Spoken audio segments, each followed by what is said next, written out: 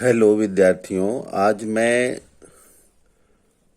Development of sociology in independent India, भारतीय स्वतंत्रता के बाद कैसे समाजशास्त्र का विकास हुआ, इस पर मैं आपको एक अच्छी टिप्पणी दूंगा। स्वतंत्रता के बाद सन 1947 में देश में समाजशास्त्रीय अध्ययनों की ओर से विद्वानों का रुझान तेजी से बढ़ा और अध्ययन में काफ़ी विकास हुआ, जिसके के.एम. पणिकर तथा एम.एन. श्रीनिवास ने स्वतंत्र भारत में समाजशास्त्रीय अध्ययनों में आई तेजी के कुछ कारण बताते हैं, जिसमें लोक कल्याणकारी राज्य की स्थिति तक पहुंचने के साधन के रूप में नियोजित विकास को स्वीकार करने का भारतीय सरकार का निर्णय। दूसरा, भारतीय विद्वानों का विदेशी विद्वानों के साथ बढ़ता संपर्क। सरकार द्वारा समाजशास्त्रीय आंकड़े तथा शोध के लिए वित्त की व्यवस्था करना, ये सब कारण थे जो कि भारत में स्थापित विश्वविद्यालयों ने डायरेक्टरेट की उपाधि, पृथक स्नातक और स्नातकोत्तर पाठ्यक्रमों का विकास हुआ। इस काल में व्यावसायिक पत्रिकाएं भी आने लगी। पीसी महलनोबिस ने योजना आयोग के साथ थे, जिन्होंने भारतीय समाज संबंधी सांख्यिकी आंकड़े एकत्रित करना आवश्यक समझा। इन लोगों ने समाजशास्त्रीय शोधों को प्रोत्साहित किया। समाज विज्ञान अनुसंधान की भारतीय परिषद की स्थापना भी उल्लेखनीय कदम थी। समाजशास्त्रीय अनुसंधान केवल शैक्षणिक संस्थानों तक सीमित नहीं, बल्कि विभिन्न सरकारी कार्यालयों और अर्ध सरकारी संस्थानों, विकास अध्ययन के संस्थान तक फैल गया। स्वतंत्रता से पूर्व प्रारंभ हुए पुनर्जागृति आंदोलन की शक्ति प्रगतिशील रूप से समाज तथा संस्कृति के सभी पहलुओं में परिवर्तन के आधारों के अध्ययन किया गया। सामाजिक मानवशास्त्र में रुचि रखने वाले लोगों ने लोकगीतों, लोक व्यवहारों, फोक बिहेवियर और परंपराओं के बारे में काफ़ी कुछ लिखना, सूचना एकत्रित किया। भारत सरकार द्वारा इस प्रकार गतिविधि की सक्रिय समर्थन दिया गया। गुनार मेडल की पुस्तक एशियन ड्रामा राष्ट्रों की गरीबी के विषय में एक जांच थी। यदि विवादास्पद नहीं तो विचारोत्तेजक अवश्य था।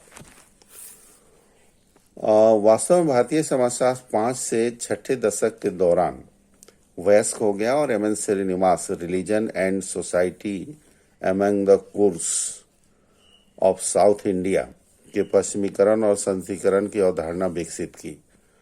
ऐसी दुबे इंडिया चेंजिंग विलेज में Shrimati Irawati Karve, kinship organisation in India आदि ने समाजशास्त्र विषय में विलक्षण योगदान किए।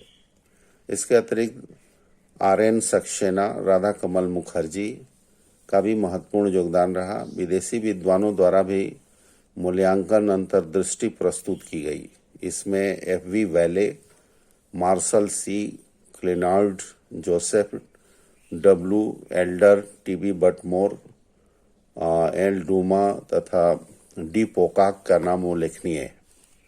1972 से 74 तक के वर्षों में ICSR द्वारा प्रकाशित प्रतिवेदनों ने एक संतुलित सर्वेक्षण और भारतीय परिवेश समाजशास्त्रीय अनुसंधानों के विभिन्न पहलुओं के अंतर्दृष्टि प्रकट की।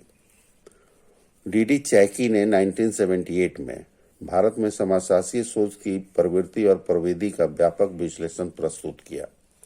इस विश्लेषण में 5000 से अधिक प्रकाशित और अप्रकाशित ग्रंथ शामिल किए गए। इनमें किताबें, पीएचडी के शोध ग्रंथ, पत्रिकाओं में प्रकाशित लेख, ICSR के सर्वेक्षण और सरकारी प्रतिवेदन शामिल थे। ये सब भारतीय समाजशास्त्र में उभरती हुई प्रवृत्तियों का विश्लेषण करते हैं। चेकी से पूर्व एक प्रारंभिक विश्लेषण में टीवी बटमोर 1962 ने भारतीय समाजशास्त्र में प्रवृत्तियों का विश्लेषण किया है।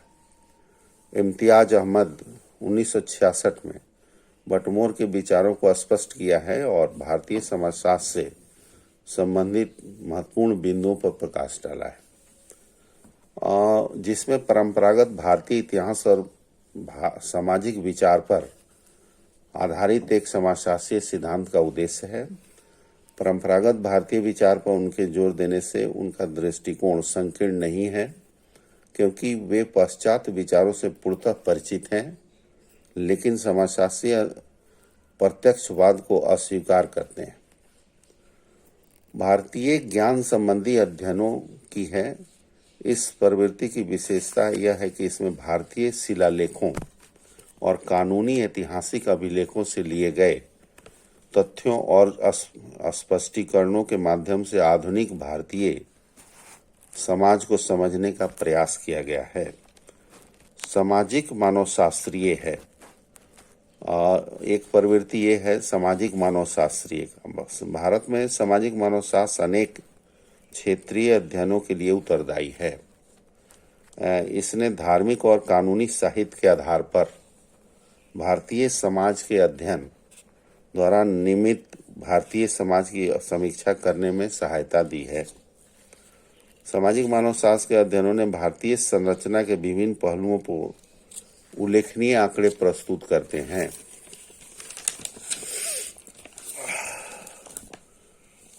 एक विचार कोई विचारों का कोई संगठन नहीं है, बल्कि अमेरिकी समाजशास्त्रीय विचार एवं वैज्ञानिक तकनीकों की मान्यता प्राप्त सामान्य दृष्टिकोण है।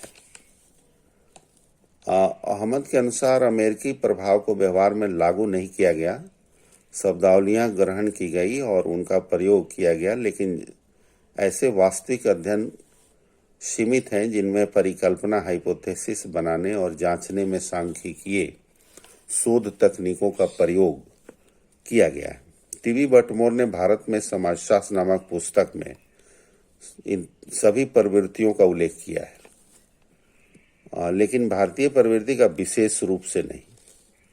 सामाजिक मानवशास्त्रीय प्रवृत्ति को अधिक स्पष्ट करने की चेष्टा की है। बटमोर ने भारतीय सामाजिक मानवशास्त्रीय दृष्टिकोण सोशल एंथ्रोपोलॉजिकल अप्रोच के लिए भारतीय संदर्भ में ब्रिटिश प्रभाव का उल्लेख किया है, लेकिन सामाजिक मानवशास्त्रीय अध्ययन करने उपागम में व्यष्टिवादी रहे हैं। आर.एन. सक्सेना और एन.के. शरण का उल्लेख है। सामान्यीकरण का प्रयास किया गया अनुचित है, क्योंकि प्रमाण के रूप में अपर्याप्त आंकड़े प्राप्त होते हैं। सामान्यीकरण भी अवैध है।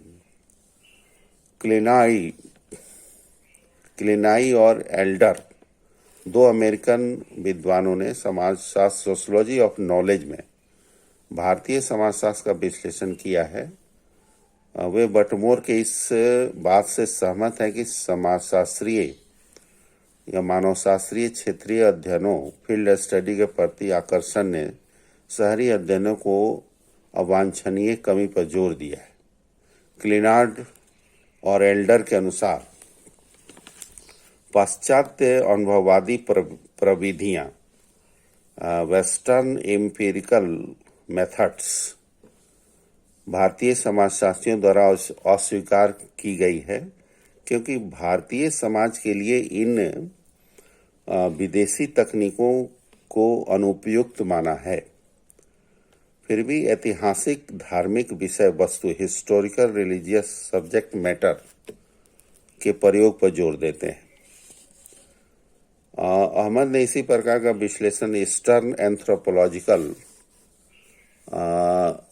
एंथ्रोपोलॉजिकल और इकोनॉमिक वीकली के आधार पर किया कि भारतीय समाजशास्त्र प्रमुख रूप से अनुभववादी अभिमति इंपिरिकल सैंक्शन का है। पी चक्रवर्ती ने 1970 में क्वांटिफिकेशन एंड सोशल रिसर्च, ये ट्रेंड एनालिसिस शीर्षक से एक अध्ययन किया। इस अध्ययन का निष्कर्ष है कि भारतीय समाजशास्त्र अनुभववाद की ओर गतिमान है और लेकिन विदेशियों की आधुनिक वैज्ञानिक तकनीकें व्यापक रूप से प्रयोग में लाई गई। चक्रवर्ती का कहना है कि भारत जैसे विशाल देश में विभिन्नतापूर्ण सब सामाजिक परिवेश की, सामाजिक समस्याओं की प्रकृति के गुणात्मक ज्ञान के बिना केवल सांख्यिकीय तर्क के आधार पर सही व्याख्या करना असंभव है। इसी क्रम में प्रोफेसर एस.सी. दुबे का मत है कि सामाजिक शोध में भारत की प्रमुख कमजोरी यह है कि आधुनिक समस्याओं के लिए प्राचीन ग्रंथों और परंपराओं में उत्तर खोजे जाते हैं तथा अनुभववादी तरीके से परीक्षा करने से मना कर दिया जाता है। परिणाम स्वरूप शोध अवास्तविक रहती है और वैज्ञानिक वर्णनकर्ता बनकर रह जाते हैं। चैकी का विश्लेषण ज़्यादा महत्वपूर्ण है। उन्होंने निष्कर्ष के तौर पर यह बताया कि 1947 से 1972 की अवधि समाजशास्त्रीय शोध में 1968 से 1972 इस शोध अध्ययनों की संख्या 1911 थी, जबकि 1947 से 1952 तक 5 वर्षों में मात्र 323 थी। अधिकांश अध्ययन व्यष्टि माइक्रो स्तर पर किए गए और जटिल मात्रात्मक तकनीकों का प्रयोग नहीं करते।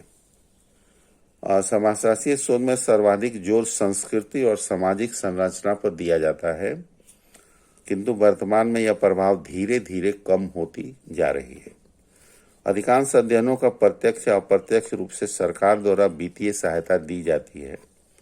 ज्ञानात्मक विश्लेषण के अभाव में इन समाजशास्त्रीय अध्ययनों का प्रयोग भारत सरकार द्वारा नीति निर्माण की प्रक्रिया में सीमित रूप में किया जाता है। दक्षिण भारत की अपेक्षा उत्तरी भारत का अनुसंधान अधिक अच्छी तरह से किया गया है, विशेषतः इन क्षेत्रों में जो आधुनिकीकरण की शक्तियों पर विचार करते हैं। अधिकतर अनुसंधान ये हैं: संस्कृति और सामाजिक संरचना, सामाजिक स्तरीकरण, जाति और वर्ग पर अध्ययन, महिलाओं की परिवर्तित भूमिका और उनका स्तर, परिवार और समाजीकरण, सामाजिक परिवर्तन और आधुनिकीकरण, जनसंख्या और परिवार नियोजन, बहुजन परिवेश जैसे सामाजिक आंदोलन, संचार। राजनीतिक समाजशास्त्र में भी अनेक अध्ययन हुए हैं। इनमें पंचायती राज संस्था स्वतंत्रता के विकसित हुए। सामाजिक समस्याओं और सामाजिक कल्याण और सैद्धांतिक समाजशास्त्र में 1967 के बाद में आनुपातिक रूप में भारी वृद्धि हुई है। जिन क्षेत्रों में शोध कार्य पर सबसे कम ध्यान दिया गया है वे है चिकित्सा का समाजशास्त्र, सोशियोलॉजी ऑफ मेडिकल, विधि का समाजशास्त्र, सोशियोलॉजी ऑफ लॉ, कला का समाजशास्त्र, सोशियोलॉजी ऑफ आर्ट और ज्ञान का समाजशास्त्र, सोशियोलॉजी ऑफ नॉलेज। इनमें काफ़ी कम अध्ययन किए गए। गरीबी तथा हिंसा का अध्ययन ऐसे क्षेत्रों पर आवश्यक रूप से कुछ ऐसे समूह भी हैं जिन शोध कार्य नहीं हुआ है, बहुत ही रेयर, जैसे यौन संबंधी समाजशास्त्र है, मानवीय जीव शास्त्र है, सामूहिक व्यवहार है, बहुजन व्यवहार है, अवकाश का समाजशास्त्र है, लीजर का। इन पर बहुत ही कम काम किया गया। वृद्ध लोगों से संबंधित विज्ञान है, सैनिक संगठन है, छोटे समूह के जो क्रियात्मक सामाजिक मनोविज्ञान से प्रभावित हैं और शोध प्रवृत्ति कल्याण के लिए, वेलफेयर के लिए, ये सब चीज़ों पर बहुत ही कम शोध का विषय रहा है। इसलिए इन पर विशेष रूप से ध्यान देना होगा, जो भारत की उन्नति के लिए काफ़ी आवश्यक है। ये रहा इंडिपेंडेंट के बाद हमारे देश में समाजशास्त्र पर किए गए शोध का एक संक्षिप्त टिप्पणी। इसके बाद मैं दूसरे टॉपिक को लूँगा। तब तक गुड बाय।